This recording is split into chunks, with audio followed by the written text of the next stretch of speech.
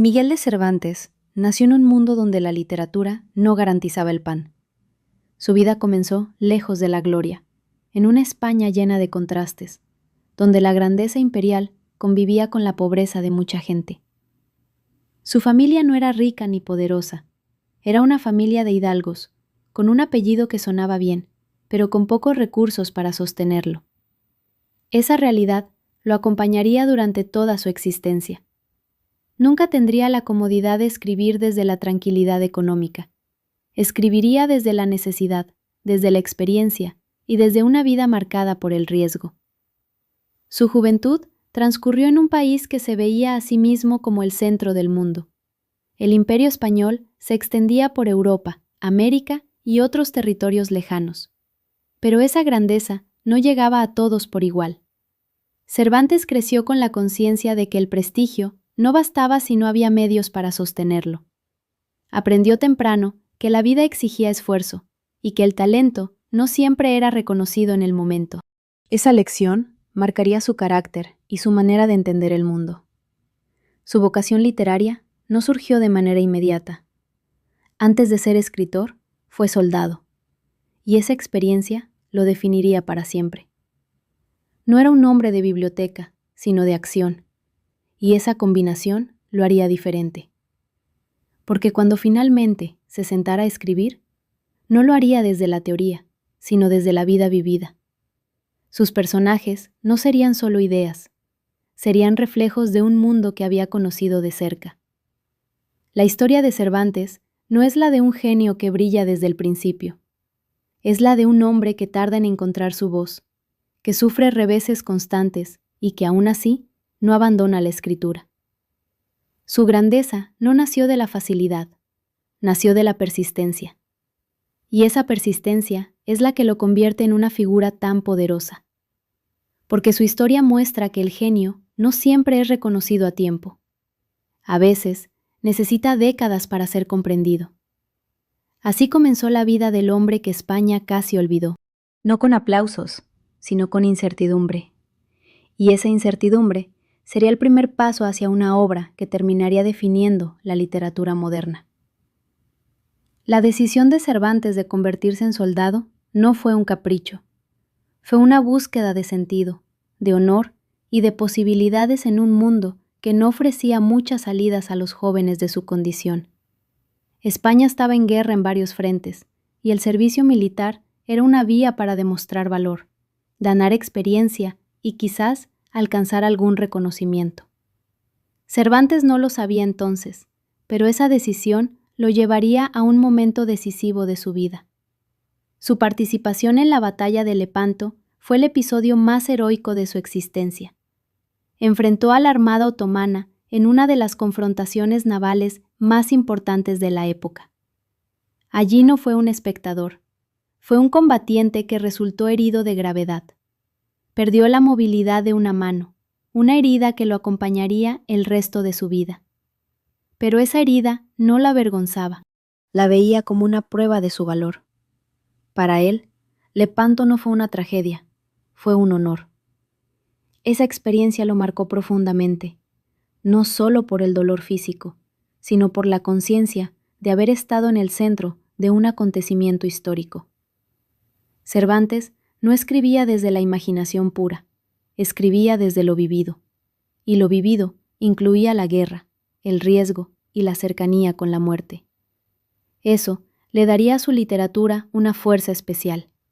Sus personajes no serían ideales abstractos, serían hombres y mujeres con heridas, con dudas y con una humanidad que solo quien ha sufrido puede comprender. Sin embargo, el reconocimiento no llegó de inmediato. La gloria de Lepanto no se tradujo en beneficios duraderos.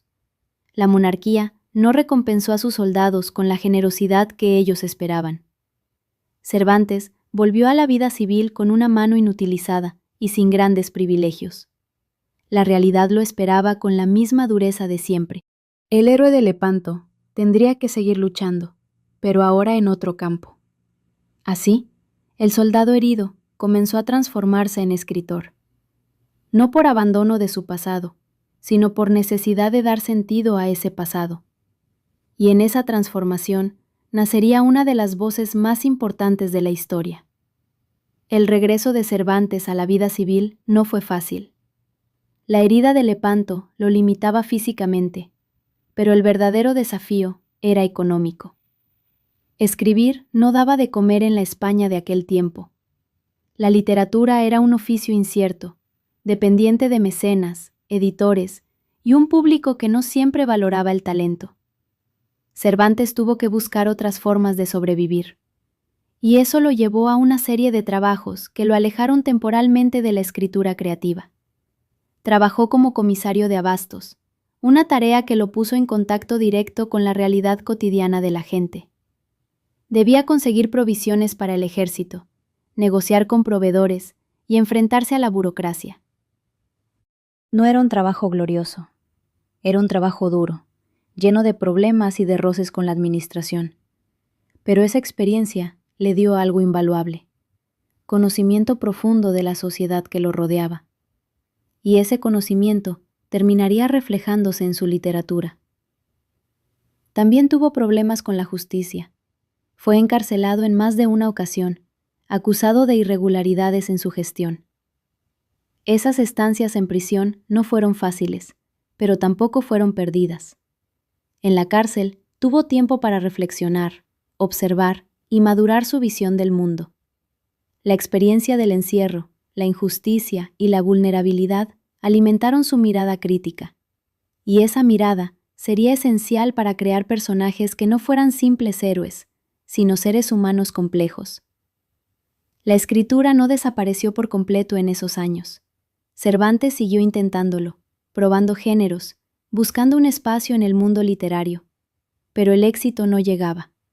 Su nombre no era conocido más allá de círculos reducidos. Para muchos, era solo un escritor más, entre muchos otros. Nadie podía imaginar entonces que ese hombre lleno de dificultades estaba a punto de crear una obra que cambiaría la historia de la literatura. Así, entre trabajos, prisiones y reveses, Cervantes fue acumulando la experiencia que lo convertiría en un genio. Sin saberlo, se estaba preparando para el momento en que su voz resonaría para siempre. La publicación del Quijote en 1605 marcó un punto de inflexión en la vida de Cervantes. No fue un éxito inmediato en términos económicos, pero sí una obra que comenzó a abrirse camino entre los lectores. La novela presentaba algo nuevo. No era solo una historia de aventuras, era una reflexión sobre la realidad, la locura, la ilusión y la condición humana. Don Quijote y Sancho no eran personajes planos, eran dos caras de una misma mirada sobre el mundo. El libro llegó en un momento en que la literatura española vivía una etapa de gran creatividad. Pero incluso en ese contexto, el Quijote destacaba. No seguía las reglas convencionales. Jugaba con la ironía, con la parodia y con una estructura que permitía múltiples lecturas. Cervantes no escribía solo para entretener, escribía para cuestionar, y ese cuestionamiento lo volvía distinto. Sin embargo, el reconocimiento no fue proporcional al valor de la obra. Cervantes no se convirtió en un hombre rico ni en una figura celebrada de inmediato. Siguió viviendo con dificultades, buscando el favor de mecenas y tratando de mantenerse económicamente. La fama del Quijote crecía, pero esa fama no se traducía en bienestar para su autor. Esa paradoja acompañaría al escritor hasta el final de sus días. La novela fue leída, comentada y discutida. Algunos la vieron como una obra cómica, otros comenzaron a percibir su profundidad. Pero incluso aquellos que la admiraban no siempre asociaban su valor con el nombre de Cervantes. El libro empezaba a vivir su propia vida, mientras el autor seguía siendo un hombre común, lleno de preocupaciones cotidianas. Esa distancia entre la obra y el autor sería una de las claves de su historia. Así, el genio que España casi olvidó comenzaba a construir su legado sin que ese legado lo protegiera de la realidad. El Quijote avanzaba hacia la inmortalidad. Cervantes seguía caminando hacia un final incierto. La vida de Cervantes no mejoró de manera significativa tras el éxito inicial del Quijote. Siguió trabajando, escribiendo y buscando formas de sostenerse económicamente. La literatura no le daba seguridad, y esa inseguridad lo obligaba a mantenerse activo en distintos frentes. No era un escritor que pudiera vivir exclusivamente de su pluma. Era un hombre que debía combinar el arte con la supervivencia. Escribió otras obras, algunas de ellas muy valiosas, pero ninguna alcanzó la resonancia del Quijote. Novelas ejemplares, piezas teatrales y otros textos mostraban su talento, pero no lograron convertirlo en una figura económicamente estable. El reconocimiento literario no siempre se traduce en bienestar material, y en el caso de Cervantes, esa brecha fue especialmente dolorosa. Su nombre comenzaba a ser conocido, pero su vida seguía siendo difícil. La relación con el público también era compleja. El Quijote era leído, pero no todos comprendían su profundidad. Muchos lo veían como una obra cómica, una parodia de los libros de caballerías. Esa lectura no era errónea, pero era incompleta. Cervantes había creado algo más ambicioso. Había creado una reflexión sobre la realidad, sobre la ilusión y sobre la manera en que los seres humanos se cuentan historias para dar sentido a su existencia. Pero esa ambición no siempre era percibida. Esa incomprensión parcial no lo detenía. Seguía escribiendo, perfeccionando su estilo y profundizando su mirada. La experiencia, la edad y la madurez artística lo llevaban a un nivel cada vez más alto. Pero el reconocimiento pleno no llegaba. La fama estaba ahí, pero no lo protegía. Y esa distancia entre la gloria de la obra y la vulnerabilidad del autor sería una constante en su vida. Así, Cervantes siguió adelante, sin saber que su nombre terminaría siendo mucho más grande que su propia existencia. La segunda parte del Quijote, publicada en 1615, mostró a un Cervantes en la cima de su madurez literaria. La obra no era una repetición, era una profundización. Los personajes habían cambiado, el mundo se había vuelto más complejo, y la reflexión sobre la realidad era aún más aguda. Cervantes no solo escribía una continuación, escribía una obra que dialogaba con la primera parte y con las imitaciones que habían surgido en el interín. En esta etapa, el autor ya tenía conciencia de su propio legado. Sabía que el Quijote había marcado una diferencia, pero también sabía que ese impacto no lo había librado de las dificultades. Seguía siendo un hombre que debía preocuparse por su economía, por su salud y por su lugar en el mundo literario. La fama no lo había hecho invulnerable, y esa vulnerabilidad lo hacía más humano. La relación con otros escritores no siempre fue fácil. El mundo literario de la época estaba lleno de rivalidades, envidias y disputas. Cervantes no era un hombre que se integrara fácilmente en esos círculos. Su estilo era distinto, su visión era propia y su trayectoria no encajaba del todo con las dinámicas del momento. Eso lo mantenía en una posición algo marginal, incluso cuando su obra era reconocida como excepcional. La segunda parte del Quijote consolidó su lugar en la historia, pero no cambió su vida cotidiana. Siguió viviendo con modestia, sin grandes lujos ni privilegios. La gloria literaria no se traducía en comodidad material, y esa paradoja lo acompañaría hasta el final. El genio que España casi olvidó seguía siendo, en muchos sentidos, un hombre común. Así, Cervantes se acercaba al final de su vida con la conciencia de haber creado algo inmortal, pero sin que esa inmortalidad lo protegiera de la realidad. La muerte de Cervantes en 1616 no fue un acontecimiento que paralizara España. No hubo grandes funerales ni homenajes inmediatos que reflejaran la magnitud de su obra. Murió como había vivido gran parte de su existencia, con modestia, sin grandes lujos y sin el reconocimiento pleno que su talento merecía. Fue enterrado en un convento, en una tumba que con el tiempo se volvió difícil de localizar. Su cuerpo desapareció en la anonimite, mientras su obra comenzaba un camino muy distinto. Esa desaparición física contrastaba con el destino que esperaba al Quijote. El libro no murió con su autor. Al contrario, comenzó a crecer. Se tradujo, se leyó, se estudió y se convirtió en una referencia central de la literatura universal. Pero ese crecimiento no ocurrió de inmediato. Fue un proceso lento, que se extendió por décadas y siglos. Cervantes no vio ese proceso. No supo que su nombre terminaría siendo uno de los más importantes de la historia. La paradoja es profunda. El hombre que había creado una de las obras más influyentes de todos los tiempos, murió sin disfrutar de la gloria que esa obra le daría. Su vida fue marcada por la dificultad, y su muerte no cambió esa realidad. Pero la historia no se detiene con la muerte de sus protagonistas. A veces, la verdadera vida de una obra comienza cuando su autor ya no está. Así, el genio que España casi olvidó entró en una nueva fase, ya no como hombre vivo, sino como nombre en la memoria. Y esa memoria terminaría siendo más grande que cualquier reconocimiento que hubiera podido recibir en vida. Con el paso del tiempo, la figura de Cervantes comenzó a ser revalorizada. El Quijote se convirtió en una obra de referencia, no solo en España, sino en todo el mundo. La novela fue traducida a numerosos idiomas, estudiada por críticos y admirada por escritores de distintas generaciones. Lo que en vida de su autor había sido un éxito parcial, se convirtió en un fenómeno global. El nombre de Cervantes dejó de ser el de un escritor español para convertirse en el de un clásico universal.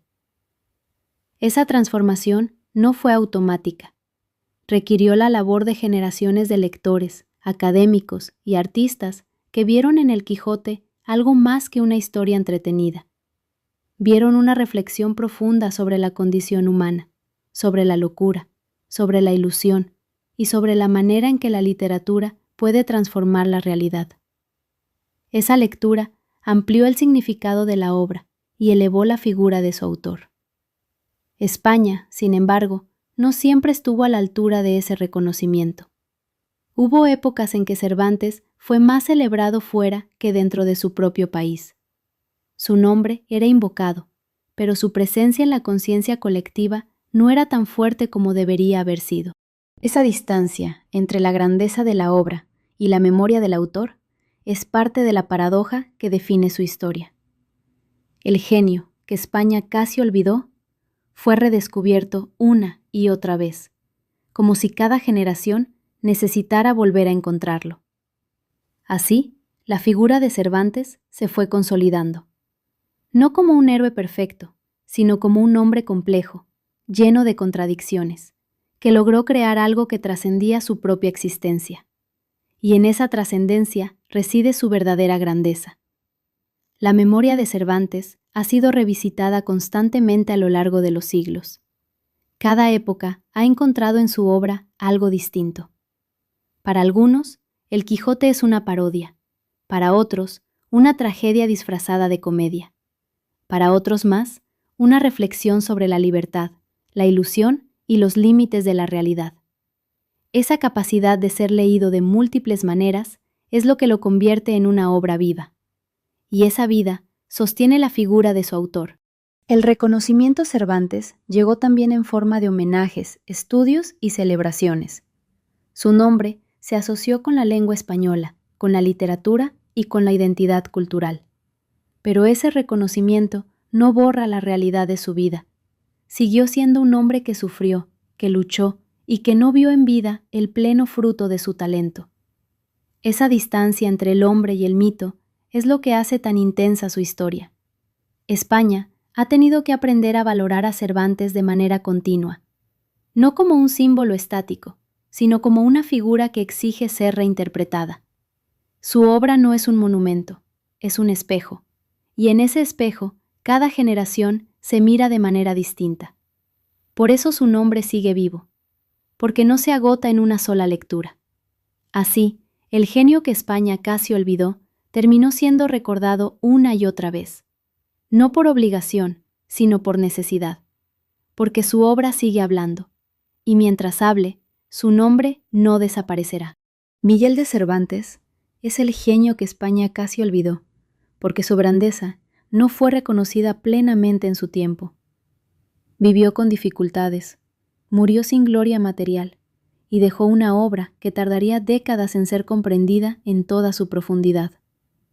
Pero esa obra terminó convirtiéndose en una de las más importantes de la historia.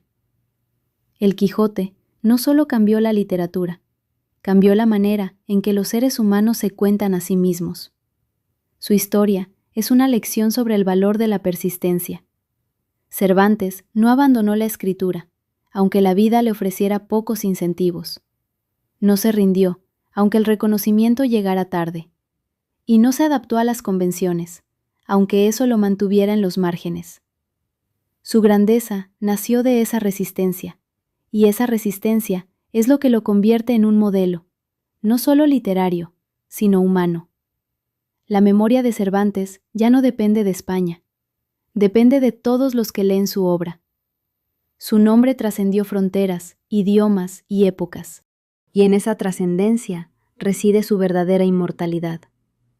No fue un héroe perfecto, fue un hombre herido, lleno de contradicciones, que logró crear algo que lo superaba, y eso es lo que lo hace eterno. Así terminó la vida de Cervantes, no con aplausos, sino con una obra que hablaría por él mucho después de su muerte. Su historia es la de un genio que casi fue olvidado, pero que terminó siendo imposible de olvidar.